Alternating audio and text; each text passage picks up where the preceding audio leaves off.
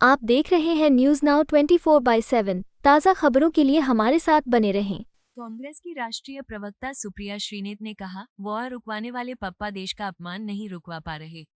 Donald Trump America के राष्ट्रपति पद की शपथ ले चुके हैं। शपथ लेने के बाद ट्रंप ने नए फरमान पास किए जिनमें भारत के लिए कई करारे झटके हैं। ये झटके बताते हैं कि मोदी ने भारत की विदेश नीति कमजोर और नेतृत्व कितना विफल बना दिया है। सुप्रिया श्रीनेत ने आगे कहा, पहले तो ट्रंप ने मोदी को अपने शपथ कार्यक्रम में शामिल होने के लिए न्योता ही नहीं भेजा। इसके उलट चीन के राष्ट्रपति से लपक कर कई बार बात की और उन्हें आमंत्रित भी किया। ट्रंप ने अपने शपथ ग्रहण के बाद आयोजित लिबर्टी बॉल में खालिस्तानी आतंकी गुरपतवंत सिंह पन्नू को आमंत्रित किया, जिसने वहां सबके सामने खालिस्तान जिंदाबाद के नारे भी लगाए। लेकिन न उसे ट्रंप प्रशासन ने वहां से हटाया और न अभी तक भारत सरकार ने इस पर कोई आपत्ति दर्ज की है। शपथ लेने के बाद ट्रंप की इमिग्रेंट्स पर घोषणा की, दास तो सबसे ज्यादा भारतीयों पर ही गिरेगी, फिर चाहे वो कैसे भी अमेरिका पहुंचे हों। एक अनुमान के मुताबिक भारतीय प्रवासियों की फिर से जांच के बाद 7 लाख से ज्यादा भारतीयों को अमेरिका में दिक्कत आएगी। सुप्रिया श्रीनेत ने बताया, इस फैसले का असर भारत भेजे जाने वाले पैसे पर तो पड़ेगा ही, साथ ही साथ भारतीय छात्रों और अमेरिका में कार्यरत प्रोफेशनल्स पर भी पड़ेगा। वॉर रुकवाने वाले पप्पा देश का अपमान अमेरिका में नहीं रुकवा पा रहे।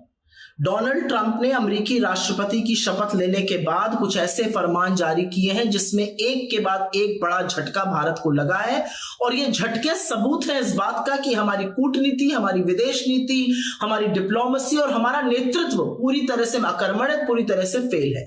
सबसे पहले तो शुरुआत करते हैं, डोनाल्ड ट्रंप ने नरेंद्र मोदी को अपने शपथ ग्रहण समारोह में आमंत्रित नहीं किया, और उनको तो आमंत्रित नहीं किया, लेकिन चीन के शी जिनपिंग से लपक के बार बार बात कर रहे थे। उनको तो आमंत्रित भी किया गया, वो नहीं आए वो अलग बात है।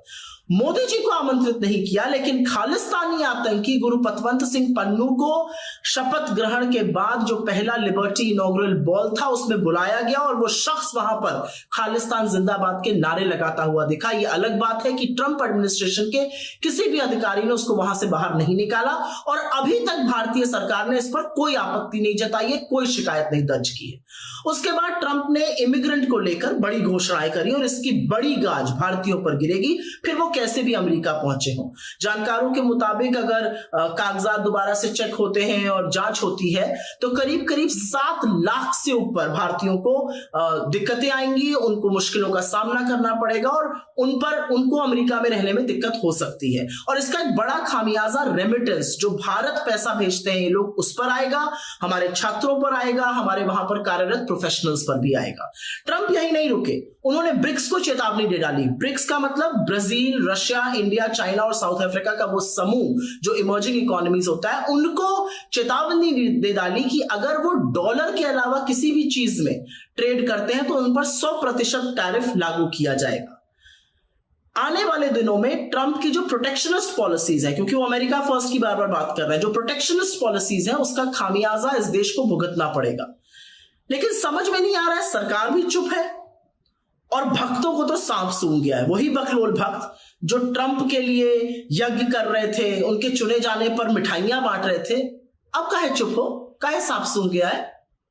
आपको यह वीडियो पसंद आया हो तो इसे लाइक करें, हमारे चैनल को सब्सक्राइब करें।